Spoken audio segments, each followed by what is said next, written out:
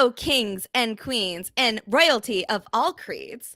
This is Make It Work, the Project Runway Season 20 recap podcast on Silent Podcast, where we are anything but silent. I think that is the first time I actually said the slogan in a silent Wow. podcast episode. I know I'm very bad at branding, but anyway, I am your host, or one of your hosts, Gia Worthy. And while I am so happy to be talking about episode 4 of Project Runway, which is titled Coronation Day, I am so sad that we are down a queen this episode. Just one, just for this episode, I promise. She told us, she pinky promised she's coming back, but, you know, we salute you, Nicole Horn.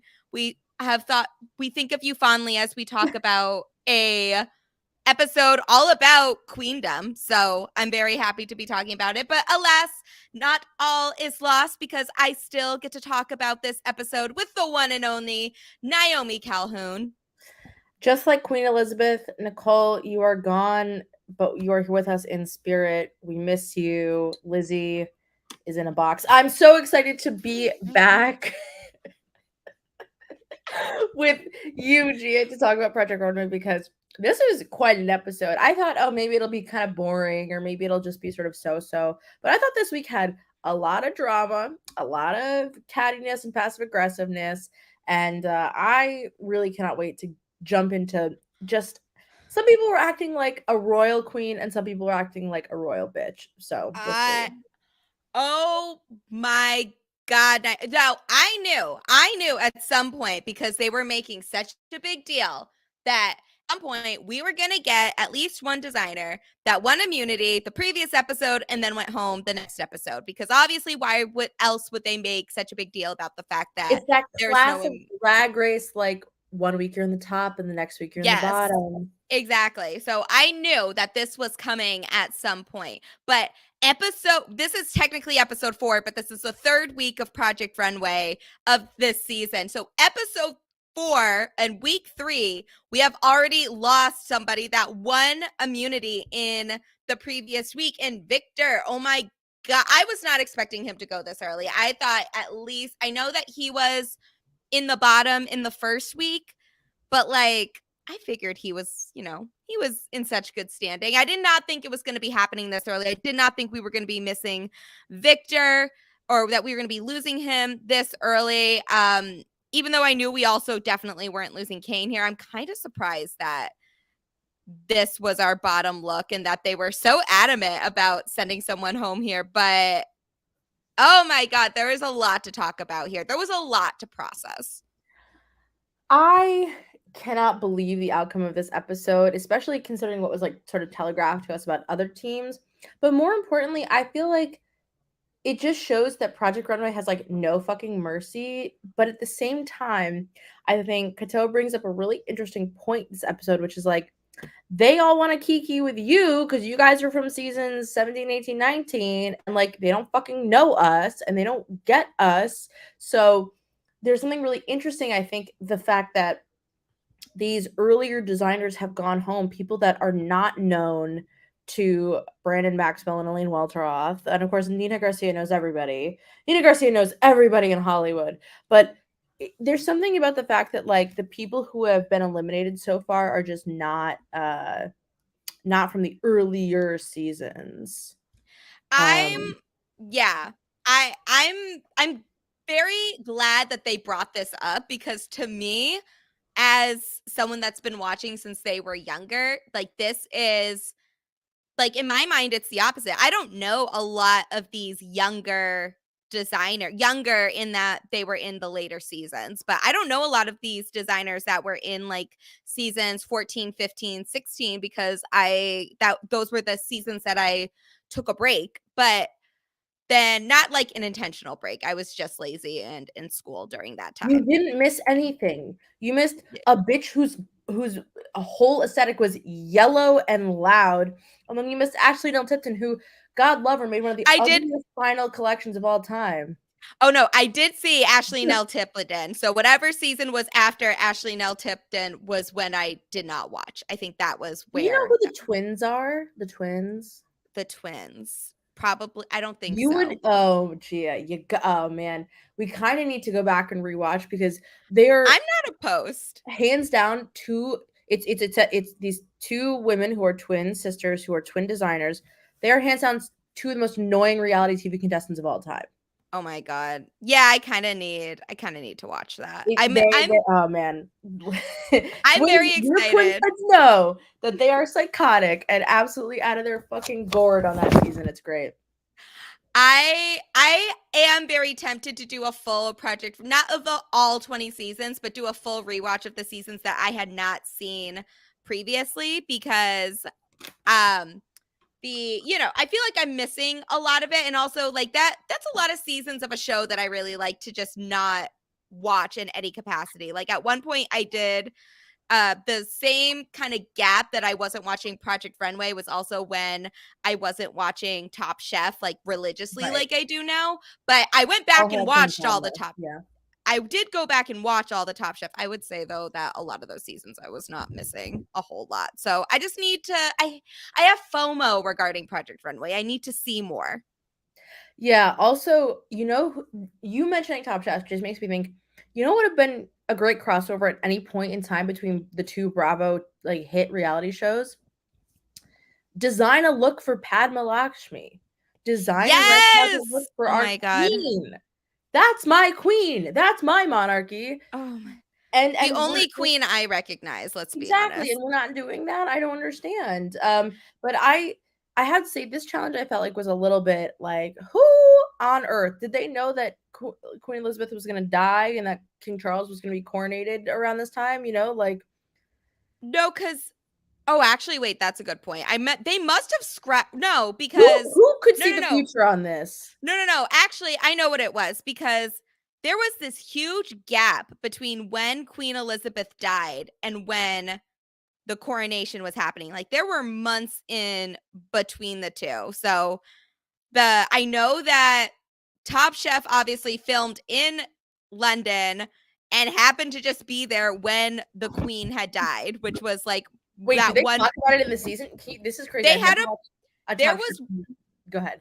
there was one episode and it was briefly discussed, but basically what happened was that there was one season or one episode of last season where they were going to be doing a challenge in a certain venue, and because the queen had died, that venue was now going to be not in business at that point because they were in their international mourning period, their national Right. mourning period. So they did like this little brief like segment where they showed like the morning vigils that they had for Queen Elizabeth. So that was the extent of it, but they were like there when it happened. And I know that between when Queen Elizabeth died and when the actual coronation happened, it was like a good chunk of time. So I feel like that is kind of like the same thing we're dealing with right now is just like they had time to put it out, but I would not be surprised if they scrapped something as soon as they knew that they could do this. Yeah, it was pretty funny, especially in the end where they're like, "Oh, I think Meghan Markle would wear that," and they're like, "Oh my god, that's royalty!" Like, girl, what are we doing here? But I thought this challenge of make a gown that represents like sort of queendom, I thought was a good baseline, right? It wasn't just like make an evening gown or make a gown for the red carpet. It was like just empower somebody in this outfit. I thought that was at least a more interesting take on the idea of making a gown. But I have to say there were some real absolute stinkers in this gown collection. And I almost wish that they had like 2 days to make their own gown, although I know it's very difficult. But I would have much rather seen um 12 designers make gowns than 6 gowns. See, I kind of feel the same, but I almost wish like there's a good number for the gowns, and this is clearly just because of like the shooting schedule of when they did this, but I really wish they did this at like final 8 and let them do their own gowns. I feel like eight individually made gowns would have been the like the best part. Like I think that would have been like a really amazing runway, especially with this cast, whoever the top 8 of this cast ends up being.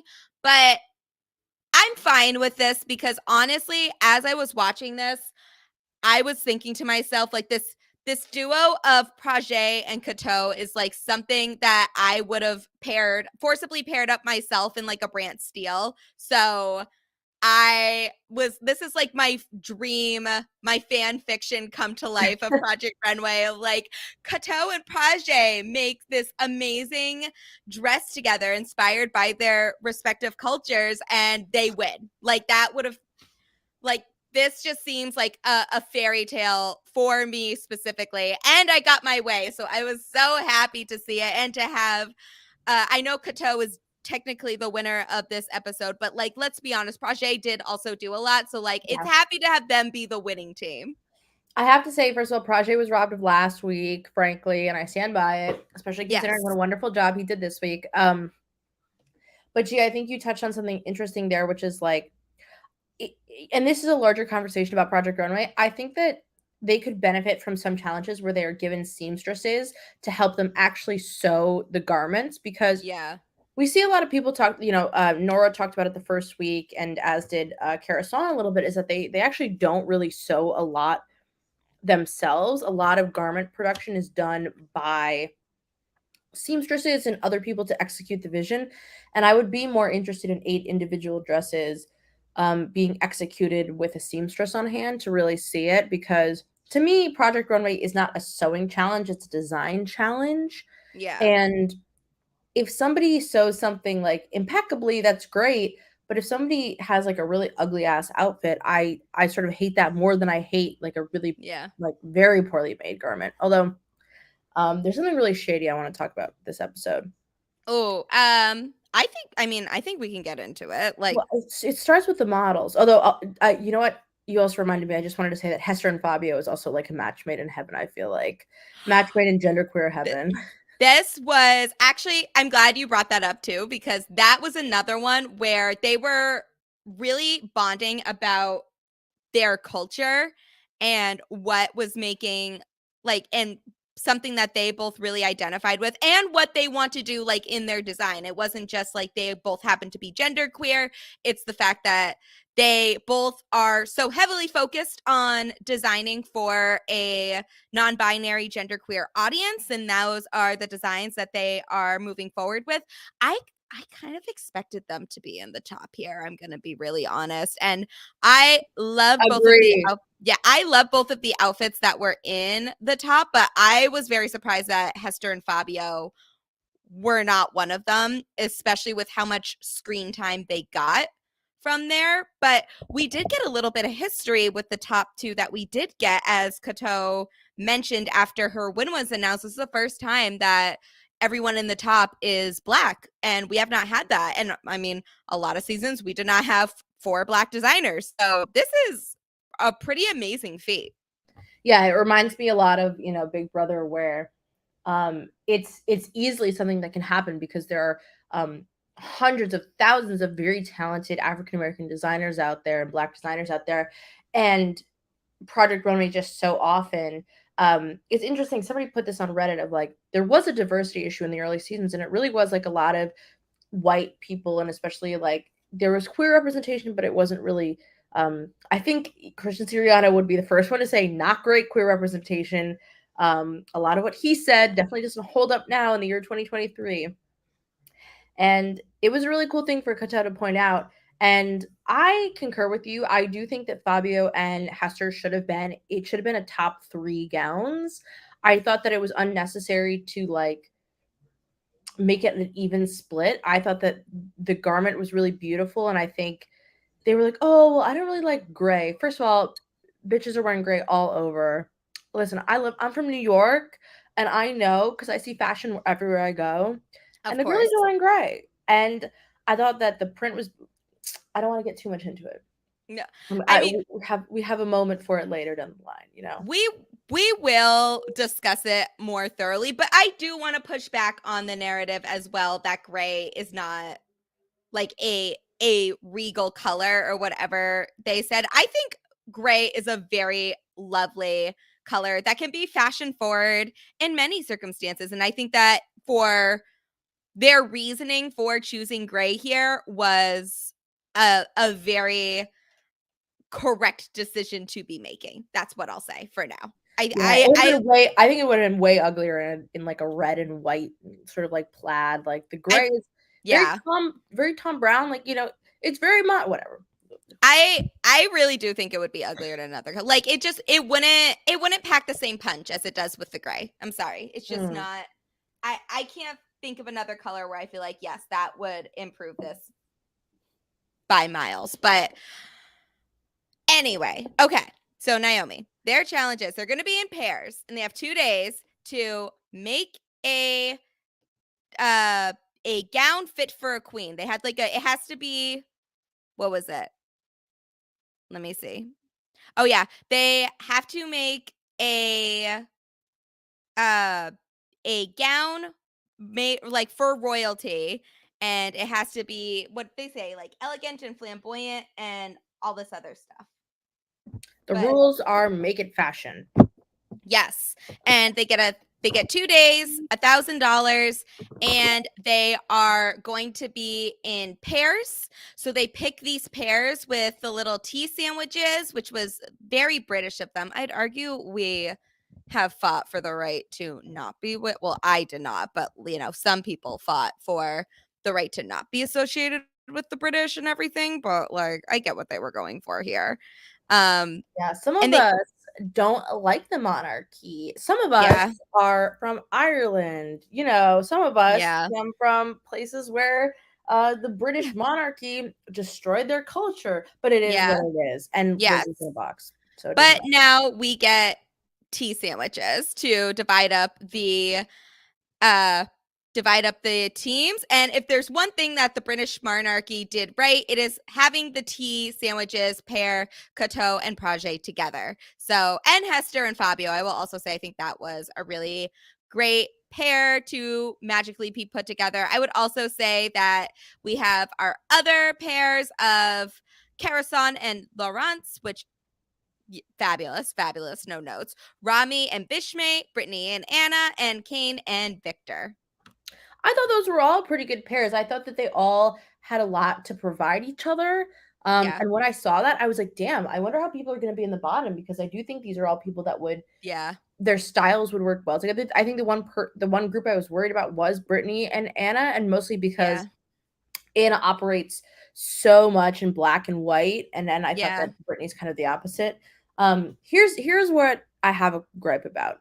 Okay, yeah, let's talk about it. Let's Is get that into it. Kane and Victor get to pick their model first because they won the challenge last week, or Victor won the Yeah, challenge last week. They picked some skinny bitches. I'm just gonna say yes, it. I they know that did. it was a reduced pool of models because you only needed to make 6 garments. And I understand that it's 2 days to make a dress, and sometimes it's very hard to make a dress for a plus size body in such a short amount of time. I thought it was a little shady that they did not pick anybody like under a size 4. And I thought Yeah, that, if we're gonna celebrate queens, wouldn't it be yes, such a bold and innovative idea to celebrate a queen who is maybe, I don't know, like a size 14 and like went to a Nordstrom Rack today and found the ugliest fucking dresses for like women that size? yeah. I don't know. It could be. And also, like, I'm looking at these dresses too, and like a lot, these are dresses that, with some alterations made, could also look very good on women of other sizes. So it's like, it's not like these dresses were just not uh practical for someone of a larger size. Like this is definitely something Yeah. that could have been done with other models. So I was thinking the same thing. As we I say on have TikTok, is it skinny or is it an outfit? And yes. it's not both most of the time. Yes. So I do agree with that. I did catch that when they were picking the models. It was unfortunate that not a big variety in size, honestly, but there I saw some favorites in there, which was nice to see. Yeah, listen, we all want Mimi to hit a runway every day of our lives, you know? Yeah, exactly. That's what I meant. We saw Mimi, and like that's really all that I really hope for each week, but some size variety would also be very nice. Yeah. I appreciate that this is the challenge where everyone's like, I'm whipping out my fabric from home. Like Yes. everybody wants to get in on it, which I thought is good because it's like, you know what, like let's make sure that we go out in a way that really celebrates what we're about, and it's the fabric Yeah. from home. And I thought that if there's any challenge that I think really calls for like such a gorgeous, expensive fabric, it's definitely that. Yeah, and also because of the restrictions that they have, like they have $1,000, they have to make these gorgeous, elegant gowns for royalty, specifically for royalty, and they they're going to be sharing these ideas with another person. I really, there was a part of me initially that was watching this and like, do you really want to use your fabric from home in the third challenge? But Kato explained it really well that, this helps them save money. And also with the fabric that she specifically brought from home, and Laurence, I would say the same thing. It's like, what else would you be using? Obviously, we don't know what the other challenges are, but like, what else are you going to be using this fabric for? This like very delicate embroidery that you brought from home. Like this was the right time for both of them to use their fabrics. I totally agree. I think that when it comes to especially Laurence's fabric, I think it's such a unique, the soft and the hard. Yeah. You're totally right. What time but now shall we use this fabric? Yeah. And I thought it was a smart choice. I really liked Laurence and Carison. I thought that they did a good job as well. And I think they kind of got a little bit of like, I thought their critiques were like a little tough on them. But Yeah. although Christian definitely saying like you're going into ice skater territory was very funny and very accurate. Yeah, I could see. I love the final product of their outfit. However, I could definitely see like one or two ruffles just be misplaced and it would be very ice skatery. Yeah, Could exactly. Like definitely see where it was going there. all of a sudden it becomes frozen on ice. You know, you're just got to be scared. Yeah. And I Um, mean, that was the other thing that we were worried. Like the two looks in the bottom were the ones that verged too much in the costume area, where you could definitely see that with Carison and Lawrence's, that there were possibilities that it could go into costume or ice skater or something like that. But we did end up getting an elegant gown as opposed to the costumes that we got in the bottom two. yeah. But do we want to Well, talk I about? would say not even costume, more like a tearaway before Lady Gaga sings the Super Bowl. Like it's what one So of them was. fair. There is one gripe that I have about one of these gowns that was, in my opinion, not denounced enough in the actual episode, but we will get there when we get to the individual looks. But do we want to talk about workroom drama? Yes, please. Oh my God. So the big talk of the episode was there was a lot of disagreements between Brittany and Anna. Oh And yeah. yeah. The girlies were not getting along. No. And were you team Brittany or team Anna? Because I'm still a little confused. I just don't know. I feel bad for both of them because I think like God love her, I think Anna is a really talented designer, but at the same time I also think that like the problem with Brittany is that I think she gets really frustrated really easily, Yeah. and Anna is somebody who's so in her own head bopping around in her own world that it just was like too much of a mix up together.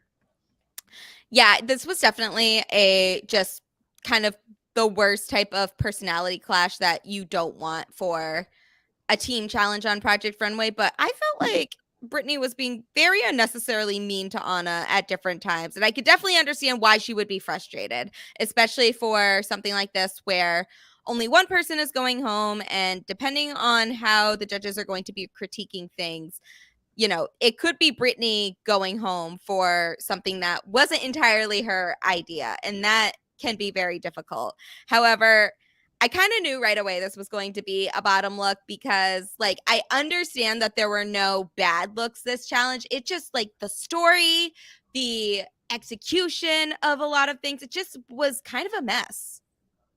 I agree. I think that like they didn't have the vision, and that's what you really need is like Yeah. you need to know where your woman's going, where your girlie is off to, whether it's the Met Gala or whether it's like, well, she has, Mother of the Bride, whatever. You need to know what is going on. And I think that that was such a shame when it came to their collaboration because I was really excited. Like the hard and the soft, like the Ronson and Karasan got going, right? The pink Yeah. and the black, the whatever. I think they could have come up with like the classiest prom dress for 2014, but instead they didn't. They did not. They really did not. And one of the other, kind of on the opposite spectrum for me, was that we had Kane and Victor, who felt very strongly about their look because they were the two winners of the previous two challenges, the only two challenges that we have had so far. And they were like so polite to one another, where they were just, they didn't want to correct each other and they wanted each other's visions to show through, which is where we got the mess that went down the runway. The what they refer to as very Game of Thronesy. Yes, right. I feel like when it came to this garment, I kind of resent it, Like I Yeah. kind of resent the idea that this is something that people saw and said I should throw out there. I should totally put this on a runway. Like it's all good. And the colors are also awful, Gia. Like awful. The print or the like contrast between the silver and the like the It plum. was it was not great. It was really, really not great. Why just do you think Victor would have gone home if they just got rid of that goddamn breastplate before they went down the runway? Yes and no. I think that the it's a little tacky. Like I don't know if you noticed, but they have like leg details and they have like Yeah. this like headpiece that I just think like even beyond the midsection item, like the headpiece makes it really fucking brutal, I find. Yeah. Yeah, no, Um, I definitely agree. can we talk about Rami dressing the Queen of Jordan for a second? Yes! Oh my god. Listen, Rami had a rough week last week, and Poor Rami, I didn't deserve it. I was so sad for him. And then I hear him talk about how he was flown first class to dress the Queen of Jordan herself, Her Majesty. Oh my God. What? Like, I love this for him. He seems like somebody that, like, this is what he's made to do, is just dress queens and other forms of royalty. And I'm so glad he got the opportunity to do that. He's the queen's he's dressing the Queen of Jordan, he's dressing the Queen of Brentwood, Kim Kardashian, like it's all over. And I really love this for Rami. I thought that this dress, while it wasn't my favorite, I definitely think that Rami bounced back from what could have been something very difficult to overcome. It's very hard, I think, to be put in the bottom and feel like you're not showing your best to the judges. Yeah. Yeah. And something, okay, so last week I had said, because we had talked about Rami's journey on season 4 previously, where he was, that last episode, the unconventional challenge, was his first time in the bottom ever. I did not realize that this was also Laurence's first time in the bottom in the previous episode. So there was a lot of Together, everyone. there was a lot of firsts in that season, or in that episode, I should say. And now I think they both did very well. I'm excited to talk about Rami and Bishme's work a little more specifically, but it felt like a very Rami dress for me. And even though they think that, they said they played it safe, and they're kind of right, I still really like it. I was wondering where the Bishme was, Like it just didn't pop to me as like this is a full Bishme and Rami collaboration. It did not. And like, I mean, like, I like Rami and his work, so I'm not terribly disappointed, but I think, like, for this challenge specifically, and as I think that Rami is the only one here that has officially dressed royalty, that, they could have they could have thrown in a little more here, but I do like the final look, so I'm very happy about it. Yeah. Is there anything else to talk about in the workroom before I pull up what these garments look like? Um, I mean, once again, I really liked the critiques that Christian gave all of the different groups, especially now that they are in pairs for this episode. I did really like what he had to say. I just like how he encourages people to push the envelope a little bit, and he's a really good sounding board for trying to encourage the contestants to present their best version of their vision for whatever the challenge calls for. Remember when Bones didn't want to listen to Christian? Like, Oh my god. This is girl, why Prajay got invited back. I'm convinced. not Bones. Yeah, Not Bones.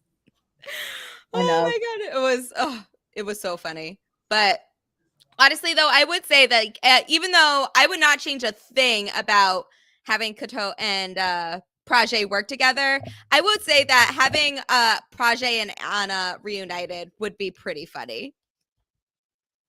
Those crazy teens, that would Those be pretty good. those They would have a crazies. meltdown. He seems like one of the few people that like speaks Anna, where like he was seemed very excited to see her when they were like both in the workroom for the first time. So I feel like if anybody was going to build off of Anna's personality and her aesthetic, it could be Prajay, but I'm very happy with those results we got. So in reality, I would not change a thing. So I'm gonna pull up 3 garments at once. Look at us! Look at us! Ah! Oh my god, I love this. We're live streamers, baby. I'm obsessed. So these are the garments of, first we have on the left Brittany and Anna, then we have Carason and Laurence, and then we have Victor and we have Kane. God bless him. Oh I have to say my piece on the Kane and Victor garment. yeah, no, please go. This was our losing look of the entire challenge. I think because it's here, we need to address it. I just think it's so Lady Gaga Super Bowl. It's like, and you know, I understand what they're saying about like, you know, Lady Gaga would wear this, Katy Perry would wear this, and sure, but like, it would look better than this looks. And I really fucking hate the headpiece. And I think that, in my opinion, this is gonna kind of sound weird, but like, headpieces should go on models with like short hair or who have like bald shaved heads, because when they have like a ponytail at the nape of their neck or whatever, it just always looks weird unless you really slick the hair back, and you can kind of see that it doesn't totally fit the form of the model's head, and it makes her almost look like an egghead, an alien. It's not giving it to me. I also think the breastplate, it's also giving very like Brunhilde, very like Viking opera, and I just think it's the peplum, the cape, the how flowy it is, all the appliques. It's like too much, you know. You had to take one thing away, and I don't know what I would have taken away, but also the sleeves are fucking hideous. The fucking like 6-layer thick, Yeah, no, it's wings. take the breastplate off, take the Joan of Arc headpiece off. I liked what they were going for with their idea of like, we want to do a music queen, like a queen of pop or a queen of soul or queen of R&B or something, like one of the divas.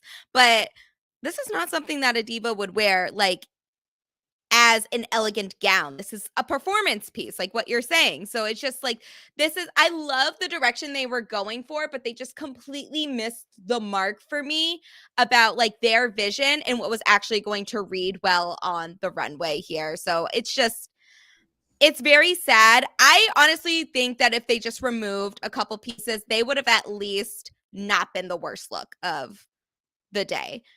Especially since they have both already won, but I feel like they just really blew it here.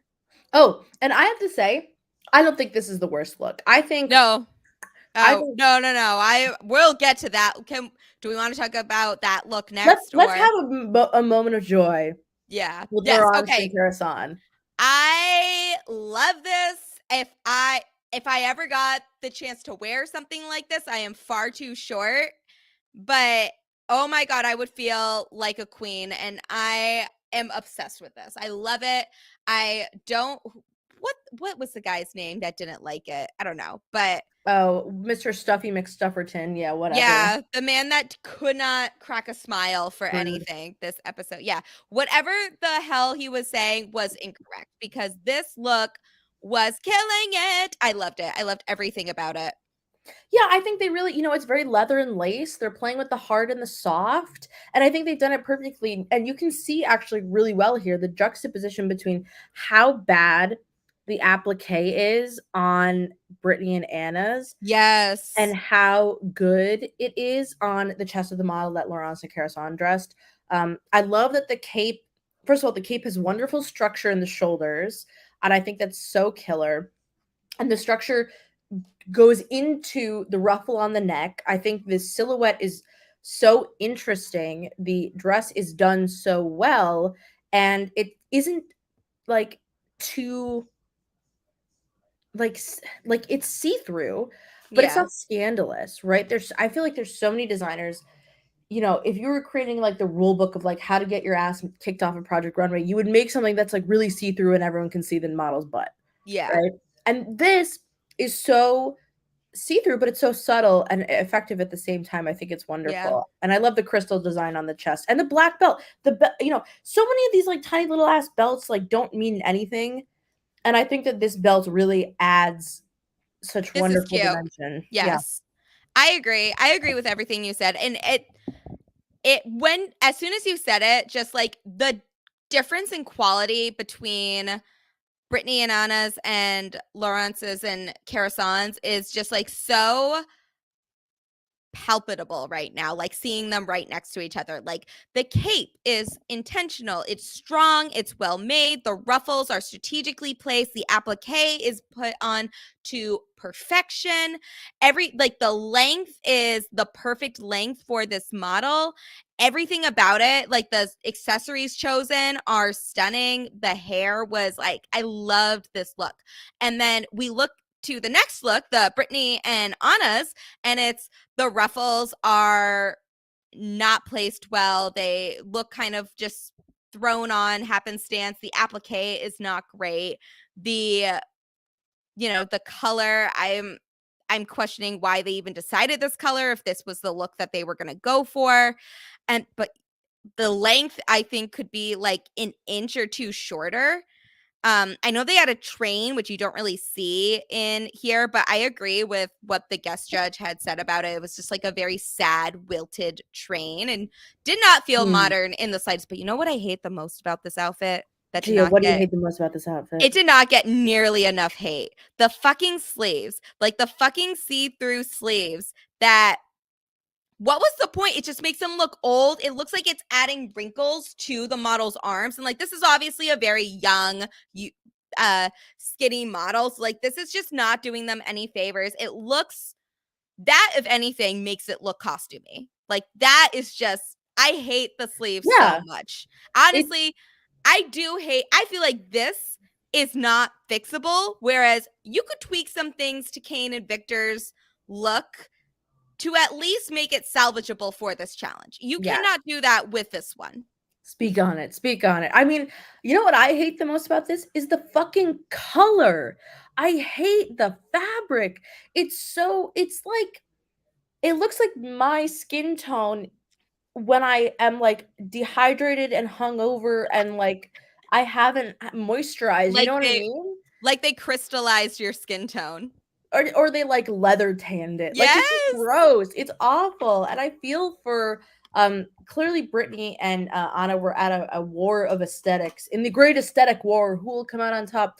But this actually feels much more ice skater costume to me than Carson and Laurence's Yeah. look. Oh, This like 100%. it's the sleeves. I mean, the sleeves are killer. It's not like Dolly Parton hiding her hands. You know what I mean? Like we can show a bit of arm. And that's the It, thing. Nude illusion to me is such a difficult technique. It always flops on Drag Race, and I think it really flops here. And I hate the sort of bustle at the bottom underneath the butt. It looks like a bad Cinderella almost, where there's like a couple of bustles going down the back of the dress. if you told me like, oh yeah, this is our dress for our high school production of Rodgers and Hammerstein's Cinderella, I'd be like, okay, yeah, I get that. But like, this is fashion. This is Project Runway. I and like especially with how the challenge, like what the challenge they were given. This is supposed to be modern. This is supposed to be elegant. This is supposed to be like the most bougie gown you could think of. And this is nothing like that. This is nothing of the sort. We were all rooting for you. Yeah, Exactly. it's a Ugh. shame. And I feel like, in my opinion, I think that this dress is such a the dress is just like such a sad moment where you're just like, how did Brittany get her ass like so kicked by this dress? Because Brittany's so loud and colorful. Like, Yeah. if she had done a butterfly gown, I would have been like, hell yeah, let's go, bring the butterflies back. Ugh.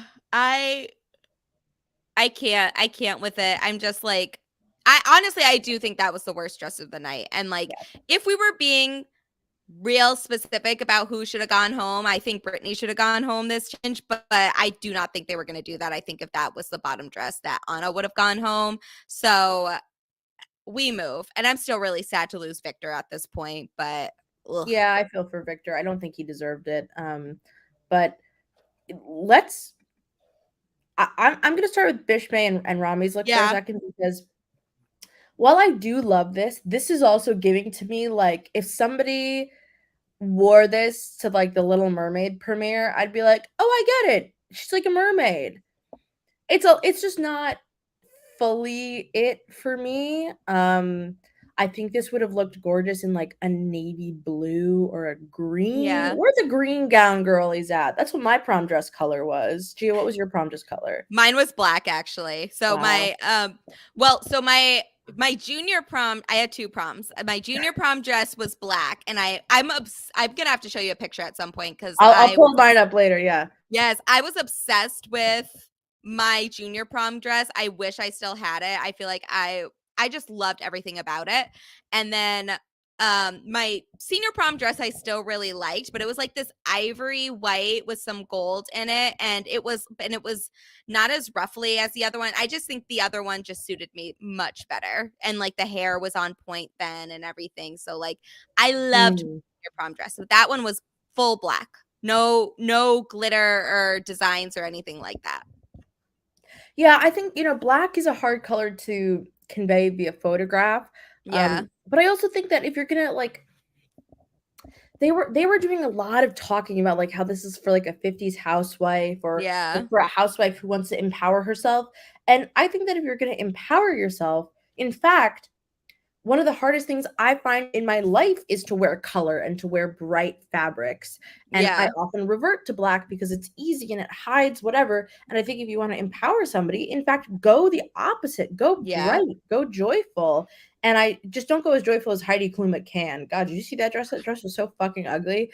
No, I haven't. Hold on. It's hideous. Heidi Klum Cannes Festival this year, film festival this year, atrocious. But I think black is such a safe choice for the idea of like empowering a woman to sort of break out of her Oh. shell. Yeah, I'm looking at it now. Yeah, not her best work. I'm sorry Is you're it- out. I think for this dress, for Rami and Bishmi's final look, I really like it. However, in terms of like what the challenge was, I feel like they missed the mark here in that like Rami, who maybe it was to his disadvantage that he has dressed royalty before, but I think that Rami made a dress that an actual royal would wear, not really thinking about the fact that I would say most royals are kind of out of touch with like what the modern woman would wear. So I think that this is more like, this is something that of all of these dresses, possibly of all of these dresses, I should say, like this is the one that an actual member of a royal family would wear. I think that this is beautiful. It's very elegant. I think it's done really nicely, but I don't think that this is like, this is not the dress that they should be going for in this challenge. This is just a beautiful gown. It's not like a modernized version of a dress for a queen, like in the way that the challenge is kind of pushing for the designers to do. Yeah. Shall we talk about the genderqueer future? Yes. That Yes. is Fabio and Hester I'm kind of Sunshine. I'm kind of sad the picture that's here is in like the side profile of it, because like the front of it is just so nice, but it was gorgeous. And I, like I already said, I completely disagree that the dress should be what was it, that this dress should be a different color. I think gray was the perfect color for this look, and it made it stand out from all the other dresses. So I digress. I think that this was a really great look, and I felt really connected to it, even though I myself am not a genderqueer person. Seeing like members of the genderqueer community come together and make a gown that they felt was representative of the type of clothes that they want to make and really representing the future of their culture. I think it was really empowering, and I think that this was a really amazing dress. I liked it a lot. Yeah, I think also underreported, and we're kind of mentioning it a little bit, but the pattern itself, I think, is a genius move. How many people are using patterns when they make a huge gown? Not many, and I think the lines feel very dramatic. The collar is beautiful. The sort of like the pants underneath it as well, but there's sort of like this, I don't know if it's leather or if it's the fabric of the pants, the detailing underneath Mimi's bosom is like really beautiful. Mm-hmm. I think this look ruled, and I love. It's hard to see in this photo as well, but when she turns around and Mimi has like the train coming out, it's very Yes. square. It's not like a nice rounded sort of swoop. It's very like almost like when you get those women who are like getting like really like hard chopped haircuts. It's like that, but it looks really beautiful from the back. I think that playing with square and playing with a shape that is typically a lot harder and a lot less like soft and beautiful and flowing makes this garment really interesting. And I think that Mimi is absolutely fucking eating on this runway, hands down. Obviously, I'm obsessed. uh, Obsessed. And we have Cateau and Prage, two geniuses in their own right, serving Oh, an absolute delicious dress. I'm obsessed with this look. And I wrote down more specific notes about what was said, but I agree with everything that they praised about this look. The applique was done amazing. Their colors were perfect. Honestly, it feels weird that like the white guest judge is talking about how, oh, you did the correct thing, which is have the headdress match the coat. And I get like that's kind of his job, but also, sir, like if anyone is going to know that you matched the headdress to your coat, it's going to be Cateau and Prage. Like they do not need your Yeah, they don't expertise need your on this approval on matter. that one. They got Yeah, it they covered, do. bud. Yeah. And so that part I was like, this is a little odd. But I guess if they're going to be making a gown that is heavily influenced by their culture, they are going to have that dress be put up for critique. But at the same time, I just think like this is the most amazing thing I've ever seen. And I'm so glad it came from two of my favorite designers. Yeah, I also think that like I think maybe Cateau or Prage say it where they're like, you made an African dress, but you made it without like African print. And that might seem sort of like surface level, but I think it's like you can convey the idea of an African queen and you don't need to rely on the idea of like, and this is fabric that's like very clearly what a white person I think, and what is like a very native fabric to Africa, like what a white person would automatically think of when they think of like, oh, this is Yeah, an African queen look. And I think the blue fabric, which I believe is Prage's, right, is to die for. it's I so pretty. I'm a love that fabric. I think the applique is also gorgeous, and I like the shape of the dress. yeah. Totally fine.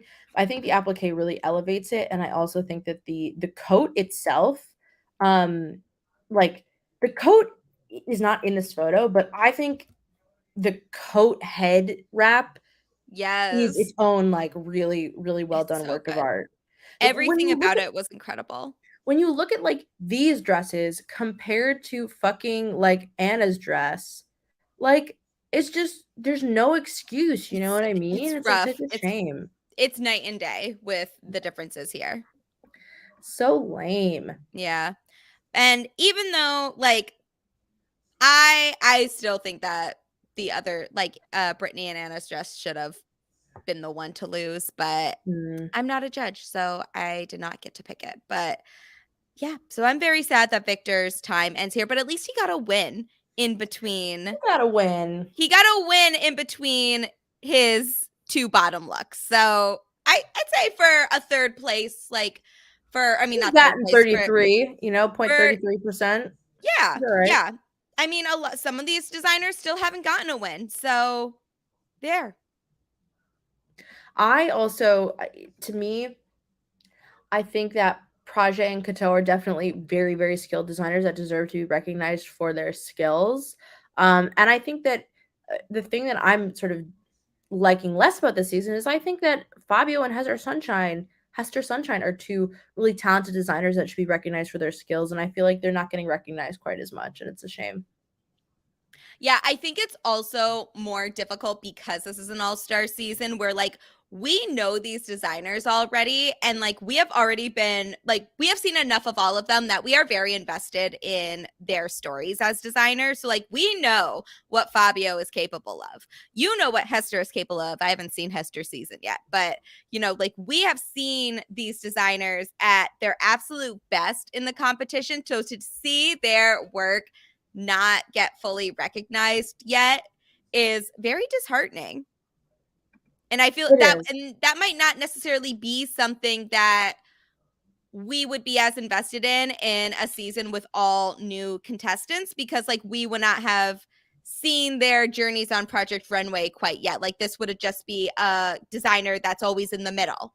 So it Yeah. feels very odd for that, but that definitely is what happens when we get a season of all returnees.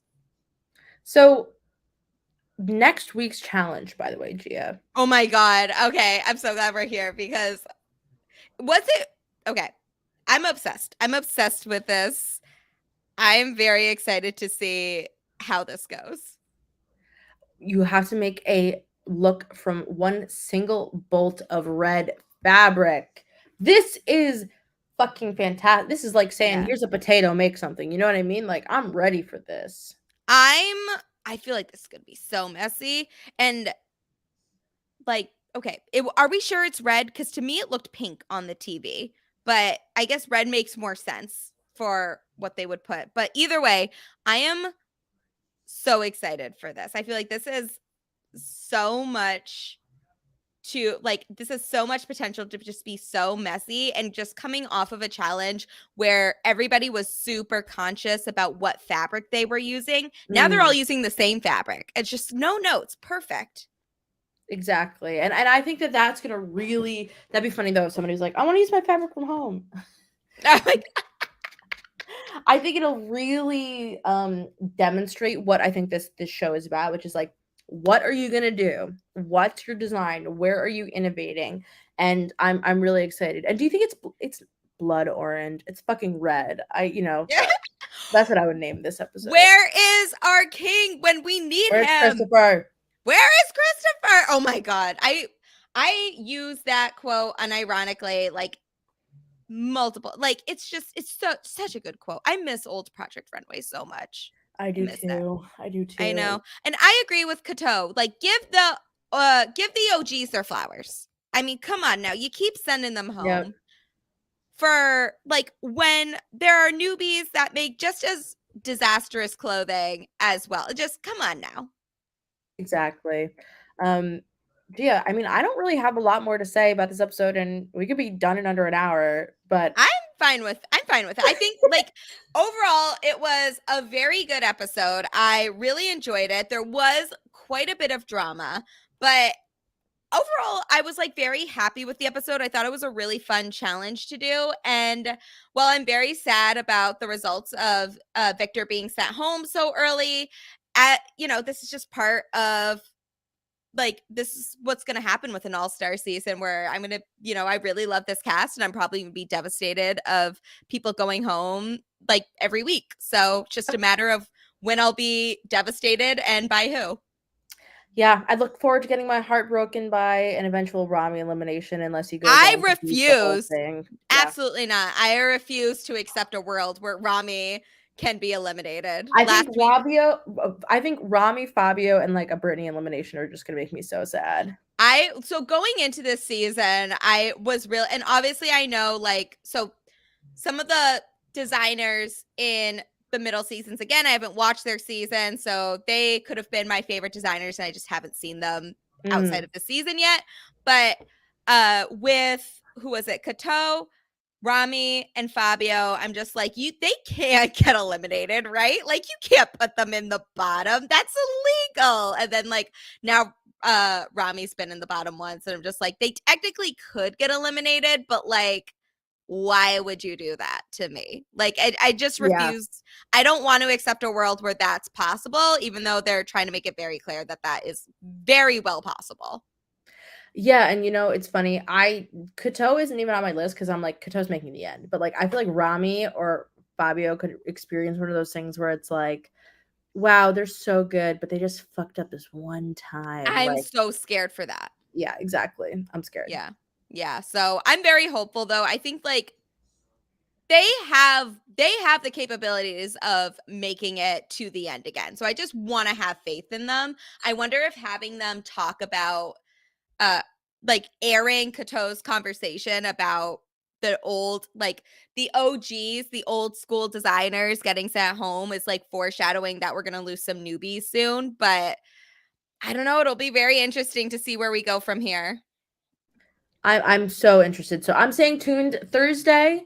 Tomorrow, I'll be logging in to bravotv.com to watch. Yes, I forgot tomorrow's Thursday. This long weekend is I know. I missed the Christian after show though. We're not getting those episodes. We are not. No, and we I'm are very not. sad because I thought that was always a really funny segment of the show. Yeah, I agree. I do miss that a lot. I liked the little interviews he did with the eliminated designers. Those were fun. Yeah. Yeah. All right. Gia, thanks for being here with me. Thank you for joining me as well. Thank you for following up with me about my insane schedule, because I'm very glad that we got to finally catch up and talk about this lovely season. I completely agree. Well, thank you everybody for listening, watching, subscribe, rate, you know what to do. Love our silent podcast family, and we will see you next week where we will all still be in with Nicole. Bye.